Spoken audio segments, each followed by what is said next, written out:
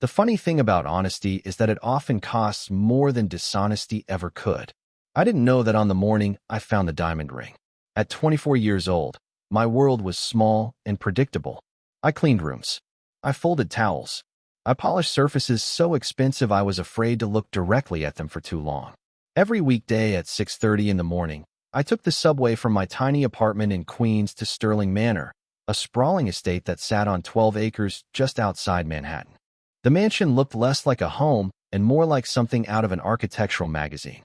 Massive stone columns, floor-to-ceiling windows, perfect gardens that seemed untouched by weather or time. I had worked there for 8 months, and I still caught myself staring whenever the front gates opened. The Sterling family owned luxury hotels, commercial real estate, and enough companies that I stopped trying to keep track. Their name appeared in newspapers, on television, sometimes on giant billboards overlooking the highway. Mine appeared nowhere. And honestly, I preferred it that way. Invisible people lived quieter lives. That Tuesday started like any other.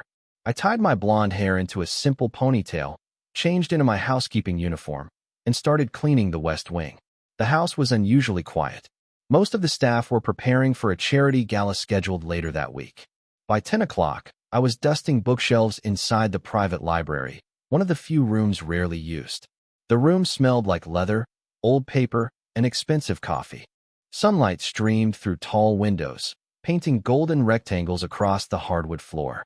I was vacuuming beneath a reading chair when something caught the light. A brief flash, just a spark. I switched off the vacuum and crouched down. There, half hidden beneath the edge of the chair, was a ring. My breath caught. Even before I picked it up, I knew it was valuable.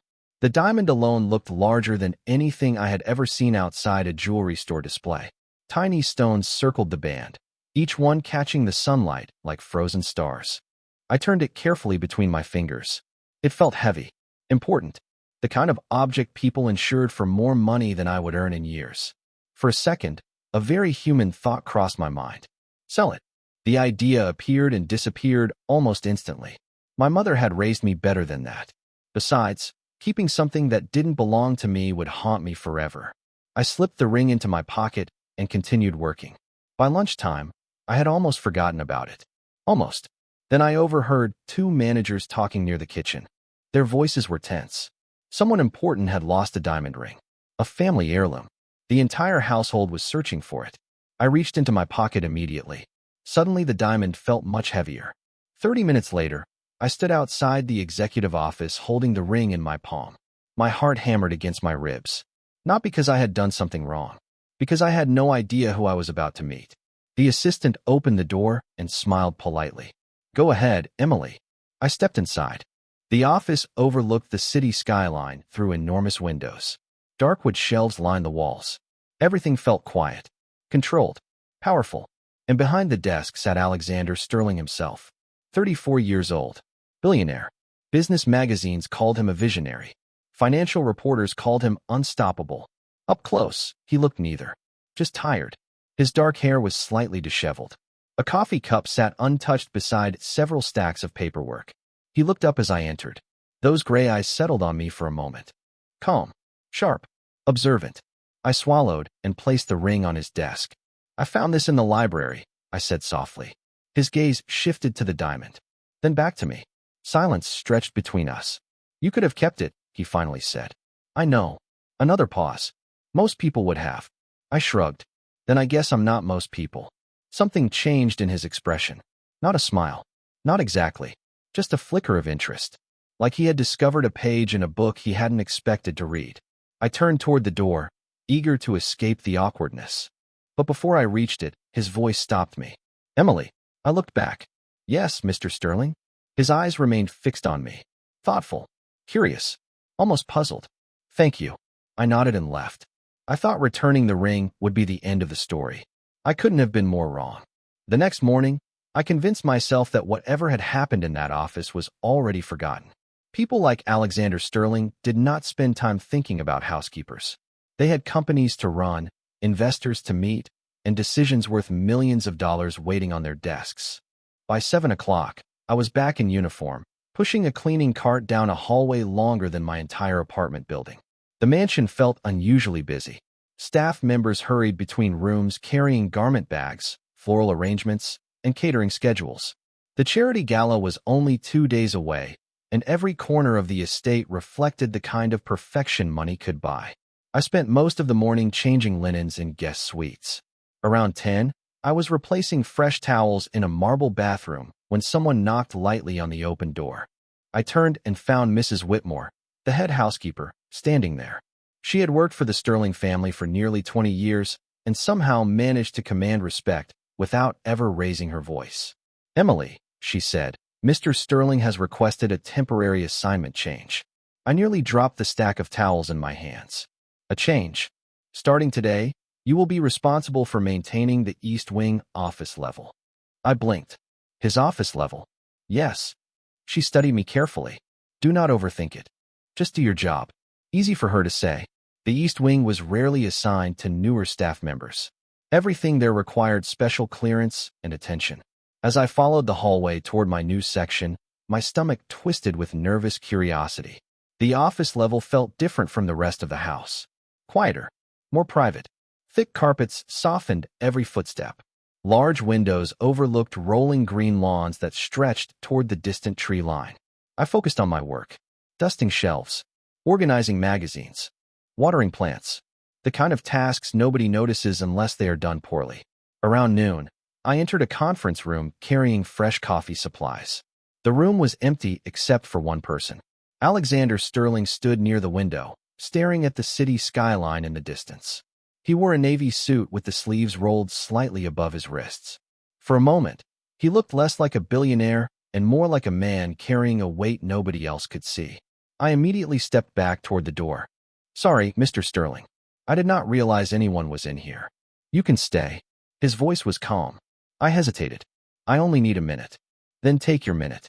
I carefully arranged the coffee station while pretending not to notice his presence. The silence stretched longer than expected. Finally, he spoke. "How long have you worked here?" I glanced up. 8 months. "And before that?" "A bookstore." The corner of his mouth moved slightly. "That explains it." "Explains what?" "You organize bookshelves better than most librarians." A surprised laugh escaped before I could stop it.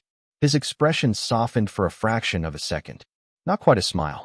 Just enough to make him seem unexpectedly human. I finished setting down the supplies and reached for the door again. "Thank you for finding the ring," he said suddenly. "Anyone would have done the same." "No," he replied. "They would not." There was something in the way he said it that made me pause. Not admiration, not disbelief, more like disappointment in the world itself. Before I could think of a response, his phone rang. The moment broke. I quietly left the room and closed the door behind me. But as I walked back down the hallway, I could not shake the feeling that something had changed. Not in him, in me. Because for the first time since arriving at Sterling Manor, I found myself wondering what kind of person Alexander Sterling really was behind the headlines, the fortune, and the carefully built walls surrounding his life. And somewhere inside that office, I suspected he was wondering something similar about me.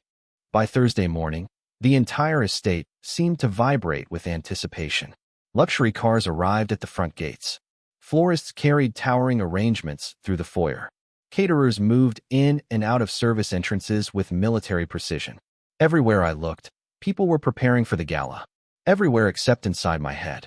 My thoughts kept drifting back to that conversation in the conference room. Not because anything extraordinary had happened. It was the opposite. For a man whose face appeared on magazine covers and business channels, Alexander Sterling had seemed surprisingly normal. The realization unsettled me more than it should have. Around 3 in the afternoon, I was assigned to help organize a storage room adjacent to the ballroom. Boxes of decorations lined the walls. Crystal candle holders sat wrapped in protective cloth. Everything had to be inventoried before the guests arrived. I was carrying a stack of folders toward a supply cabinet when another employee hurried around the corner. We collided lightly. The folders slipped from my hands and scattered across the polished floor. "I am so sorry," the young man said immediately. "That was my fault." "It is fine," I replied, kneeling to collect the papers. He joined me. Together we gathered the folders in awkward silence. "You are Emily, right?" he asked. "I have seen you around. That is usually how housekeeping works." He laughed. "Fair point." Before either of us could continue, a familiar voice interrupted. "Daniel." The single word carried enough authority to stop the conversation instantly. I looked up. Alexander stood at the end of the hallway. His expression remained calm, but something in his posture had changed. Daniel stood so quickly, he nearly dropped the remaining folders. Mr. Sterling, the event coordinator is looking for you. Right? Of course. Daniel handed me the last folder and disappeared down the corridor. For a brief moment, only Alexander and I remained. Busy day? I asked before I could stop myself. One corner of his mouth lifted slightly. That depends on your definition of busy. Mine involves carrying boxes. Mine involves answering 600 emails. I think I would rather carry the boxes. A quiet laugh escaped him. Genuine this time. The sound surprised both of us. For a second, the billionaire vanished and a regular man appeared in his place. Then his phone vibrated. Reality returned. He glanced at the screen and sighed. There is number 601. I smiled despite myself. Good luck. He started to walk away, then paused. Emily. Yes. You do not seem impressed by any of this. He gestured toward the mansion, the decorations, the endless preparations. I considered the question carefully. It is beautiful, I said. But at the end of the day, people are still people. His eyes held mine longer than usual. Thoughtful. Searching. That is an unusual answer. Maybe. Or maybe it is the honest one. He walked away before I could respond.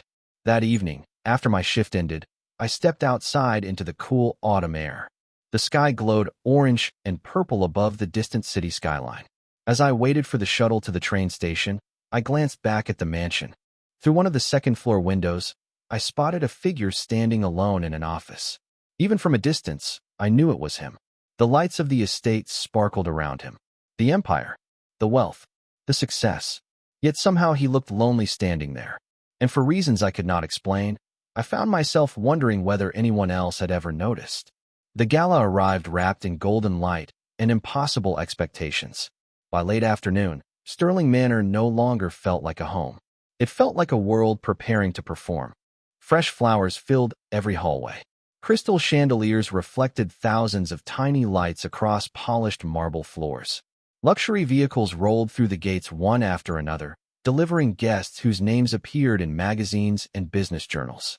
I spent most of the day helping the housekeeping team make sure every room looked flawless. By 6 o'clock, my feet ached and my uniform felt heavier than usual. The official event had begun, but staff members were still moving quietly behind the scenes, making certain everything ran smoothly. I was carrying a tray of bottled water toward a service corridor when I noticed an open door near the East Wing library. The room was empty except for a single lamp glowing beside a leather chair. Curious, I stepped inside. The library looked different at night. The towering shelves disappeared into shadows above. Rain tapped softly against the tall windows. The entire room felt peaceful compared to the noise filling the ballroom downstairs. I placed the tray on a nearby table and turned to leave when I noticed a book resting on the chair. It had been left open face down. Normally, I would never touch something that belonged to the family, but the title caught my attention immediately. It was one of my favorite novels. A book I had read 3 times during college because it was the only thing that helped me forget my worries for a few hours. Before I realized what I was doing, I smiled. Good choice. I thought so too. The voice behind me nearly made me jump. I turned and found Alexander standing in the doorway. His suit jacket was gone. His tie loosened. The polished public image from the gala downstairs had disappeared. He looked tired again. Real again. Sorry, I said quickly. I did not mean to touch anything. You did not. His eyes moved to the book. You have read it? Several times. For a moment, he seemed genuinely surprised. Most people tell me they intend to read it someday. That usually means never. A quiet laugh escaped him. He stepped into the room and glanced toward the rain outside. What did you like about it? The question caught me off guard. Nobody had asked me about a book in years. The conversation that followed felt strangely effortless. We talked about characters, endings, mistakes people make, and why some stories stay with us long after they end. Minutes passed without either of us noticing. At some point, I forgot he was a billionaire. At some point, he seemed to forget I worked for him. We were simply 2 people discussing a story we both understood. Then voices echoed from the hallway. The spell broke instantly. Alexander glanced toward the door and sighed. Reality is looking for me again. I smiled. You should probably go save it. He looked at me for a second longer than necessary. Perhaps. The distant sounds of the gala drifted up from below. Music, laughter, applause. Yet somehow the quiet library felt more important than all of it. As he turned to leave, he paused beside the doorway. Emily. Yes. Thank you for reminding me there are conversations in this house that are not about money. Then he disappeared into the hallway. I stood there alone, listening to the rain against the glass. And for the first time since arriving at Sterling Manor, I began to understand that the loneliest person in the mansion might also be the one who owned it. The storm arrived 3 days after the gala. By late afternoon, dark clouds had swallowed the sky above Sterling Manor, turning the enormous windows into mirrors of gray and silver. Wind rattled the trees outside, bending branches against the rain. Most of the staff hurried home early after receiving permission to leave before the weather worsened. Unfortunately, I was not one of them. A plumbing issue in the East Wing had delayed my schedule, and by the time I finished, the storm had become impossible to ignore. Rain hammered against the glass with a steady rhythm that seemed to echo through the entire mansion. I checked my phone. No train service. Delays everywhere. Wonderful. Mrs. Whitmore informed me that transportation would resume once the roads were safe, which meant I was temporarily stranded. The mansion suddenly felt much larger than usual. Too quiet. Too empty. Around 8 o'clock, I wandered toward the kitchen hoping to find coffee. Instead, I found silence. The chefs had already left. The lights were dimmed. Only the distant sound of rain remained. After pouring myself a cup, I headed toward the East Wing. The hallway lights cast long golden reflections across the polished floors. As I passed the library, I noticed a faint glow beneath the door. Someone was inside. Curiosity got the better of me. I knocked lightly. No answer. After a moment, I pushed the door open. Alexander sat alone near the fireplace. The flames flickered softly, casting warm shadows across the room. He was not reading, not working, just staring into the fire. For a second, he looked so lost that I almost backed out quietly. Then he looked up. Emily. His voice sounded tired. I did not mean to interrupt. You are not interrupting anything. I stepped inside carefully. I thought you would be at some important meeting. A faint smile touched his face. The weather disagreed with those plans. Thunder rolled outside. The windows trembled slightly. I settled into a chair across from him, holding my coffee with both hands. Neither of us spoke for a while. Strangely, the silence felt comfortable, the kind that exists between people who do not need to impress each other. Finally, he spoke. Do storms bother you? Not really. I glanced toward the window. My mother loved them. His eyes shifted from the fire to me. Love them? I nodded. She used to say storms reminded her that nobody controls everything. The corner of his mouth moved slightly. She sounds wise. She usually was. He stared into the flames again. My father hated storms. The statement surprised me. He rarely mentioned family. Why? Because they interrupted plans. I laughed softly. That sounds unfortunate. For everyone around him, it usually was. To my surprise, he laughed too. The sound seemed foreign, as though he did not use it often enough. Another stretch of silence followed. Then his expression changed. Not dramatically, just enough for me to notice. The amusement faded. Something heavier took its place. My father built this company, he said quietly. Every building, every investment, every expectation. The fire crackled between us. That sounds like a lot to inherit. It is. His gaze remained fixed on the flames. People assume success makes things easier. Does it? He shook his head. It only changes the problems. I studied him carefully. For the first time, I understood something important. The loneliness I had sensed was real. Not because he lacked people around him. There were always people around him. Employees, executives, advisors, reporters. But very few people seemed to know him. The actual man sitting in front of me. The one staring into a fireplace while a storm raged outside. The one carrying responsibilities so heavy they followed him even into silence. Thunder echoed again. Neither of us moved. Somehow the distance between billionaire and housekeeper felt smaller than it ever had before. And when he finally looked up, there was something different in his eyes. Not curiosity this time. Trust. The storm finally passed sometime before dawn, but the conversation beside the fireplace stayed with me long after the clouds disappeared. Over the next week, Sterling Manor returned to its usual rhythm. Meetings, deliveries, endless schedules. From the outside, Everything looked exactly the same. Yet something had shifted beneath the surface. Whenever our paths crossed, Alexander no longer treated me like part of the background. Sometimes it was nothing more than a brief greeting. Other times it was a simple question about a book I was reading during lunch. Small moments. Ordinary moments. The kind that somehow felt important. One Tuesday afternoon, I was assigned to organize a rarely used section of the East Wing. Most employees avoided that part of the mansion because it contained old storage rooms and private family spaces that had not changed in years. The hallway itself felt different from the rest of the estate. Quieter, almost frozen in time. I carried a box of archived files down the corridor when I noticed a door standing slightly open. Every other room had been cleaned and cataloged. This one had not. Curiosity tugged at me. I should have kept walking. Instead, I gently pushed the door wider. The room was beautiful. Sunlight filtered through sheer curtains. Dust danced in the golden light. A white piano stood near the window. Shelves lined one wall, filled with photographs and books. Fresh flowers sat in a vase on a small table. Someone was clearly maintaining the room, even though nobody seemed to use it. My eyes settled on a framed photograph. A younger Alexander stood beside an elegant woman with warm eyes and a bright smile. They looked happy, not the polished happiness people show cameras. Real happiness, the kind that reaches the eyes. "You are not supposed to be in here." His voice came from behind me. I turned immediately. "I am sorry." Alexander stood in the doorway. For a moment, neither of us moved. I expected irritation. Instead, he looked tired. "The door was open," I said quietly. "I know." His gaze drifted across the room. "It usually is."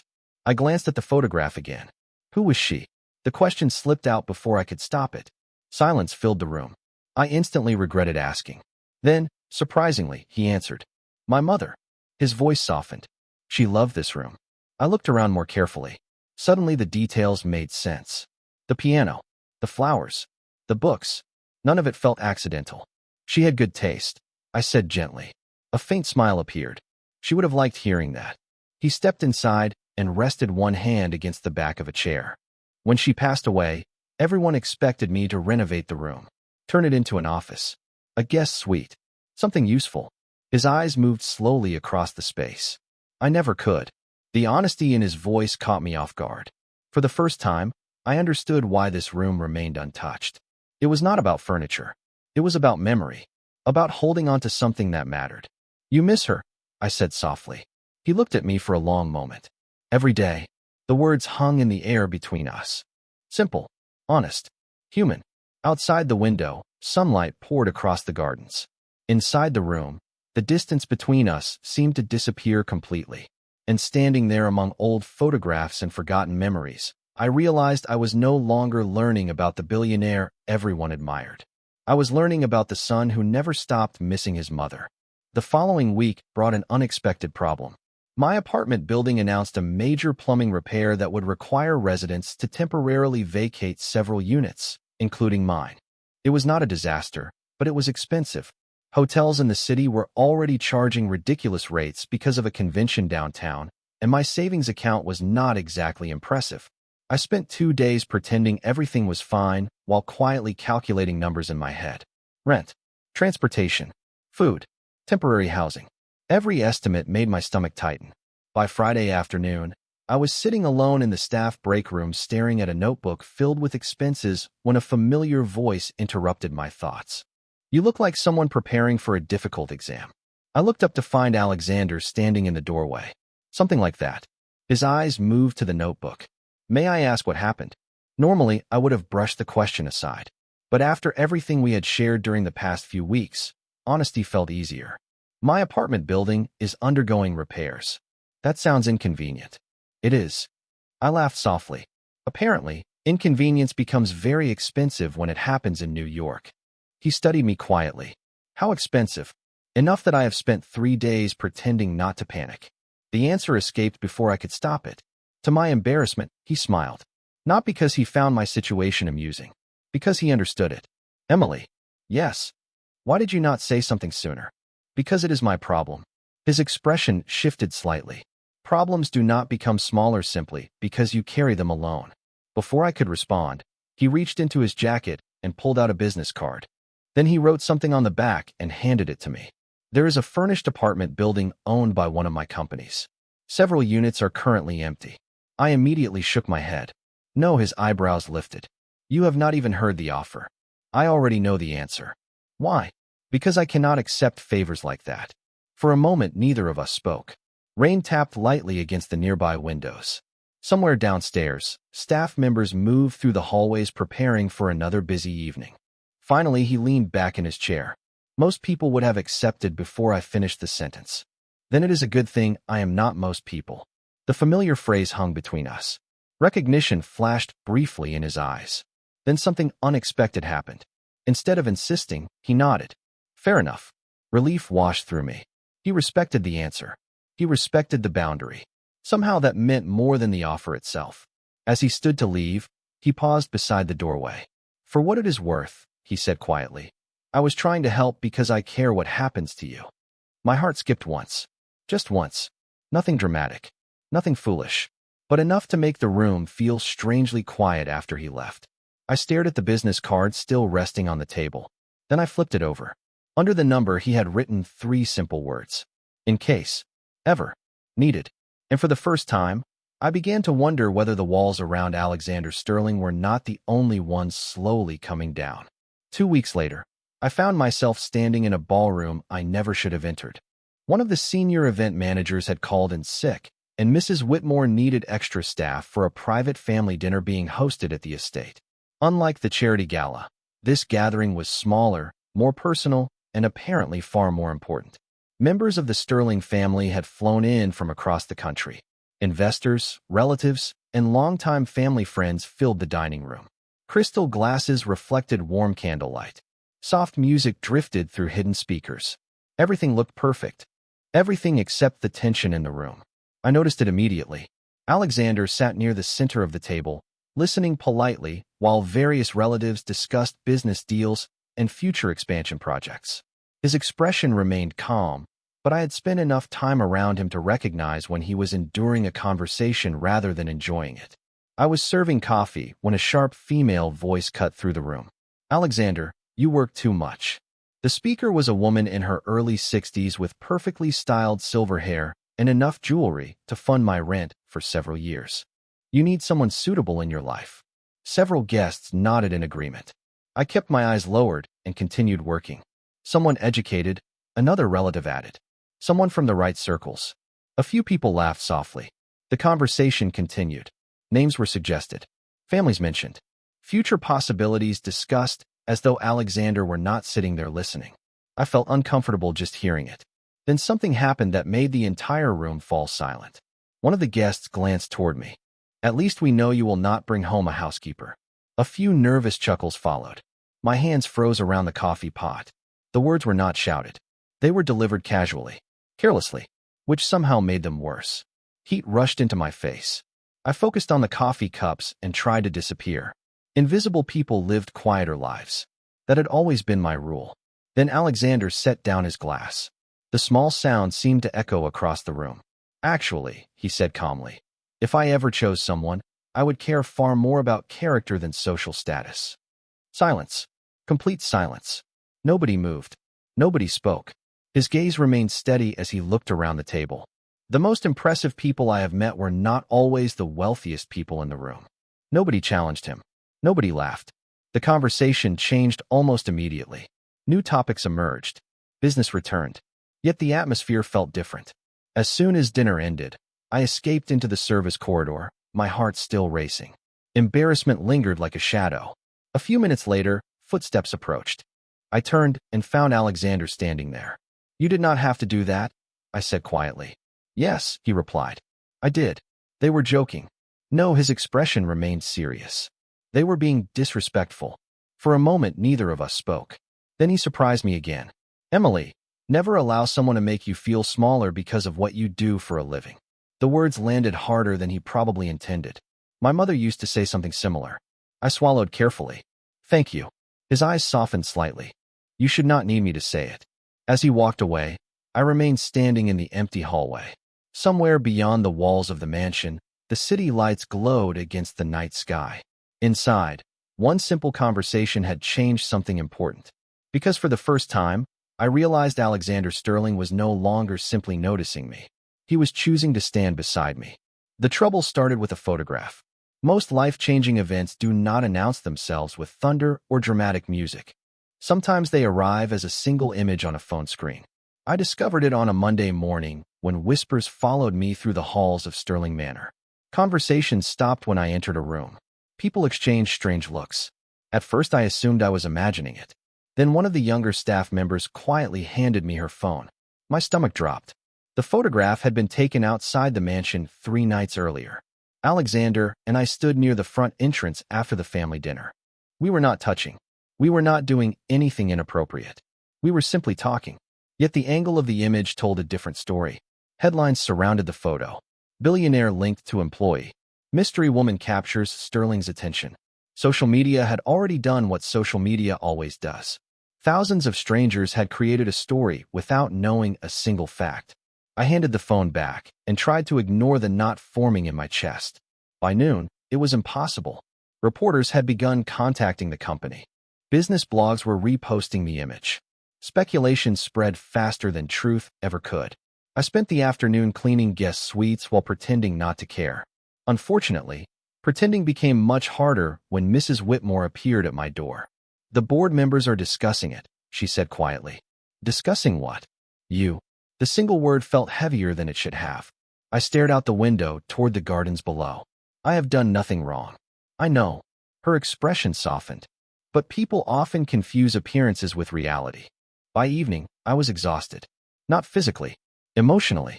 Every hallway felt smaller. Every glance felt sharper. I finished my final task and headed toward the employee exit. Halfway there, someone called my name. I turned and found Alexander approaching. For once, he looked genuinely frustrated. "Emily." "I know." I forced a small smile. Apparently, the entire internet knows. His expression did not change. "This should not have happened. People took a picture." I shrugged. "That is hardly your fault. You are being blamed for it." The fact that he noticed surprised me. More than that, it touched something deep inside my chest. "People will get bored eventually," I said. "They always do." He stopped walking. "That does not make it acceptable." We stood in silence for a moment. The evening sun painted long shadows across the stone pathway outside. Finally, I looked at him. "Alexander, this affects your reputation. Not mine. You are wrong." His voice remained calm but firm. "It affects both of us." The words lingered between us. Both of us. Not just him. Not just me. Somehow that made everything feel more complicated and more dangerous. Because for the first time, the outside world had noticed what neither of us had been willing to name. As I walked away that evening, I could feel the weight of 1,000 assumptions pressing against a connection that had once existed quietly between two people. And for the first time since finding that diamond ring, I wondered whether something beautiful could survive once everyone else started looking at it. The resignation letter sat on my kitchen table for 2 full days before I finally signed it. I wish I could say the decision felt dramatic. It did not. It felt quiet, like watching a door slowly close.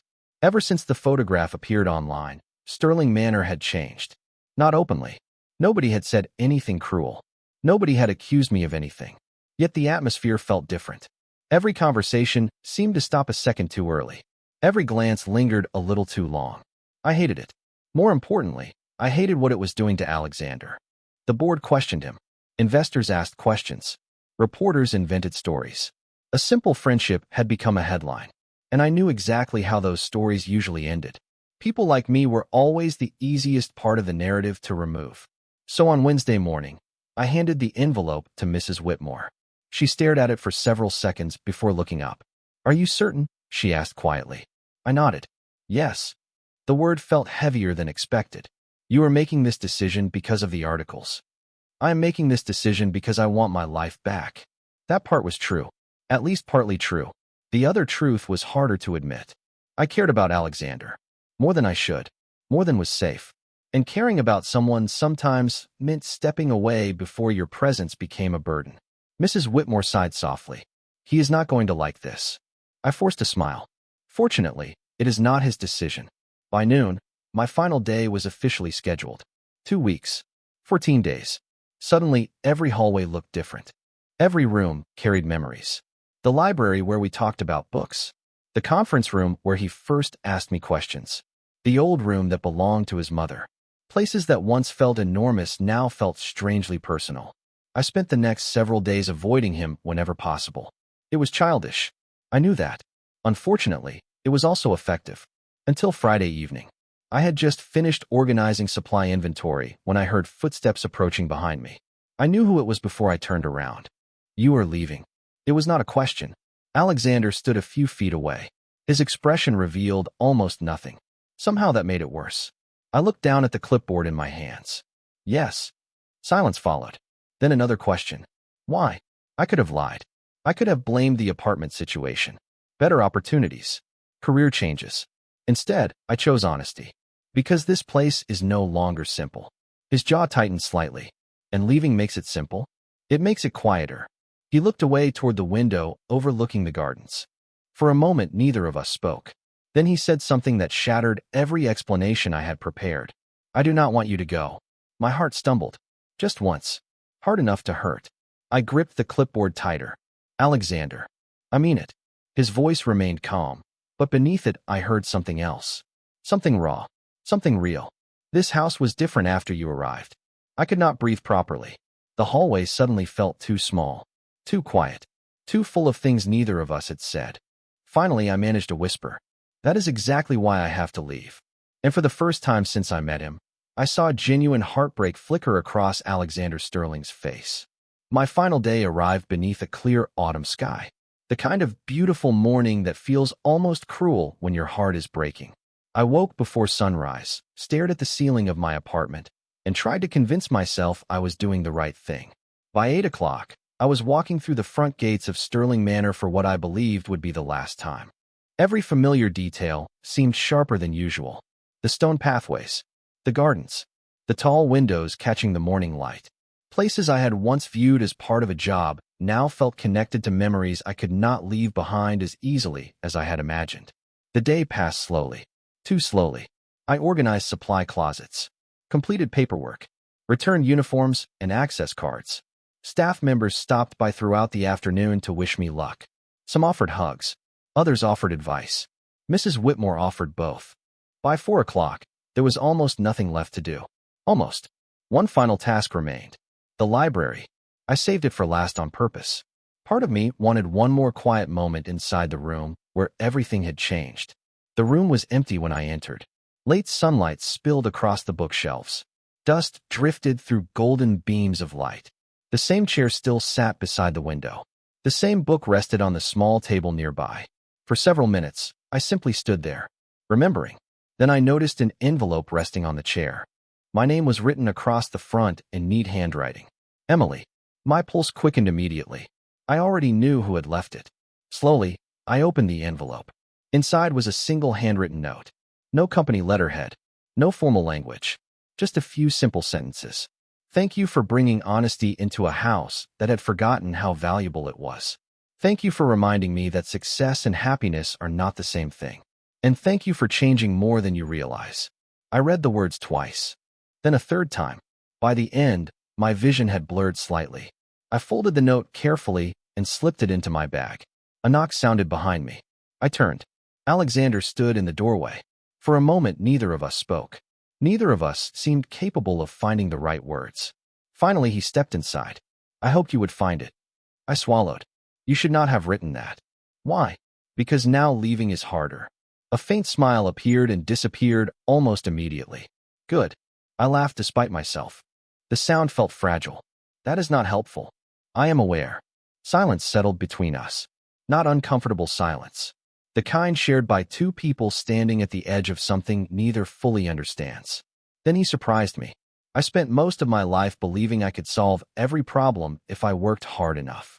His eyes held mine. "You are the first thing I have ever wanted that I could not convince to stay." My heart ached. Not because the words were dramatic. Because they were honest. Completely honest. I looked away first. The room suddenly felt too small. Too full of everything we had never said. "Goodbye, Alexander." The words barely emerged above a whisper. He nodded once. Slowly. "Goodbye, Emily." I left the library a few minutes later. I left the mansion. I left the job. I left the life that had become far more important than it was ever supposed to be. But as the train carried me back toward the city that evening, one thought refused to leave me alone. Because for the first time since I met him, Alexander Sterling had not looked like a billionaire. He had looked like a man preparing to lose the one thing money could never buy. 3 weeks passed, then 4, then 6. New jobs have a way of keeping your hands busy while your heart struggles to catch up. I found work at a small independent publishing company in Manhattan. The office occupied the 3rd floor of a brick building overlooking a crowded avenue. It was not glamorous. The coffee machine broke twice a week. The elevator made concerning noises. The heating system seemed to operate according to its own mysterious schedule. I loved it. The work was honest. The people were kind. And for the first time in months, nobody knew my name from a photograph circulating online. Life slowly settled into a new routine, at least on the surface. Beneath that routine, however, something remained unfinished. Some evenings, I found myself rereading the note Alexander had left in the library. Other nights, I caught myself wondering whether he still sat in that chair by the fireplace when storms rolled across the city. I hated how often those thoughts appeared, mostly because I could never make them leave. One rainy Thursday evening, I stayed late to finish a manuscript review. By the time I left the office, the streets shimmered beneath reflections of red taillights and neon signs. People hurried past carrying umbrellas. The city hummed with its usual restless energy. I stopped at a small coffee shop near the corner before heading toward the subway. While waiting for my order, my phone buzzed. It was a message from Mrs. Whitmore. The sight of her name immediately made my stomach tighten. The message contained only a single sentence. "He is not doing very well." I stared at the screen. Then I stared some more. My coffee arrived. I barely noticed. Another message followed a few moments later. "He works longer hours now. He stopped using the library. The room belonging to his mother remains closed." I swallowed carefully. My chest felt strangely heavy. Before I could decide whether to respond, the coffee shop door opened. A gust of cool air swept inside. I looked up automatically and froze. Alexander stood near the entrance. Rain dotted the shoulders of his dark coat. For a second, neither of us moved. The noise of the city seemed to disappear completely. He looked different. Not older, just tired. The kind of tiredness that comes from carrying something for too long. His eyes found mine immediately. There was no surprise in them, only certainty, as though he had been searching for me and had finally reached the end of the search. Slowly, he walked across the room. My pulse refused to cooperate. "Emily." Hearing my name in his voice again felt dangerous. Familiar. Necessary. "Alexander." For several seconds, neither of us seemed capable of continuing. Then he smiled softly. I rehearsed this conversation 100 times. I laughed despite the tension twisting inside me. Only 100? Approximately 1,000. The honesty made my smile fade into something more vulnerable. We stood there surrounded by strangers who had no idea how much history existed between two simple greetings. Finally, he took a breath. "I told myself I was respecting your decision." His eyes never left mine. Then I realized I was hiding behind it. The room felt impossibly quiet. My heart hammered so loudly I wondered if he could hear it. "Alexander." He shook his head gently. "Let me finish." There was no command in his voice. Only sincerity. Only truth. "I do not miss you because you worked at my house. I miss you because every room felt brighter when you walked into it. I miss you because you challenged me. Because you made me laugh. Because you reminded me that being successful and being happy are not the same thing." My breath caught. Every word landed directly in the place I had spent weeks trying to protect.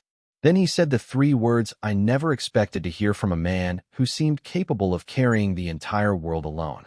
"I need you." For a moment, neither of us moved. The rain continued tapping softly against the coffee shop windows. People came and went behind us carrying umbrellas and paper cups, completely unaware that my entire world had just shifted. I stared at Alexander, searching for the billionaire everyone else saw. The businessman. The public figure. The man whose name appeared on skyscrapers and magazine covers. Instead, I saw the same person who sat beside a fireplace during a storm. The same person who kept his mother's room exactly as she left it. The same person who had written a letter instead of giving a speech. The same person who now stood in front of me with more honesty than pride. "You do not need me," I whispered. A faint smile appeared. "That is the problem." I felt tears threatening to appear and immediately looked away. "Alexander." I spent my entire life believing independence was strength. His voice remained calm. Then you left. The words settled quietly between us. And I asked. And I realized strength is not refusing to need people. Strength is admitting when you do. Outside, headlights reflected across rain-soaked streets. Inside, my carefully built defenses began to crumble. Not because he was wealthy, not because he was powerful, but because he was finally telling the truth. I was afraid, I admitted. Of what? Everything. I laughed softly through the emotion building in my chest. The attention, the headlines, the difference between our worlds. He nodded. So was I. That answer surprised me.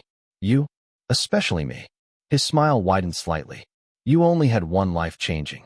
I had an entire worldview collapsing. Despite everything, I laughed. The familiar warmth returned instantly. Easy. Natural. Like coming home after being away too long. Alexander took a slow breath. Emily, I am not asking you to return to Sterling Manor. You are not.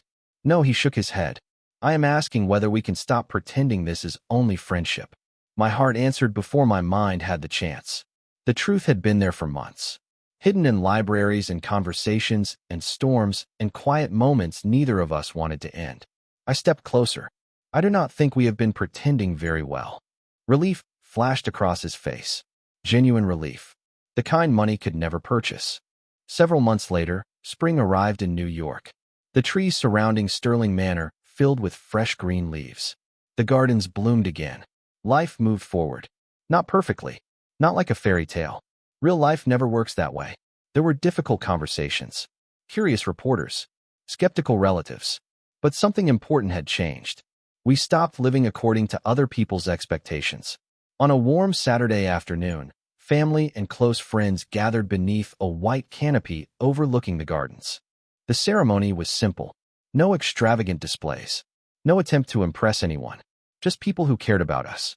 As I stood beside Alexander, sunlight filtering through the trees above, I thought about the diamond ring that had started everything. One small decision. One moment of honesty. One choice to do the right thing when nobody was watching. Alexander squeezed my hand gently. His eyes met mine. Peaceful. Certain. Happy. Truly happy. And in that moment, I finally understood something his success had never taught him and my struggles had never taken away. The most valuable things in life are not earned through power, status, or wealth. They are earned through character, through kindness, through showing up as your true self. He had spent years building an empire. I had spent years simply trying to survive. Yet somehow we ended up learning the same lesson. A person can own everything in the world and still be searching for something priceless. And sometimes, the heart finds it in the last place anyone expects.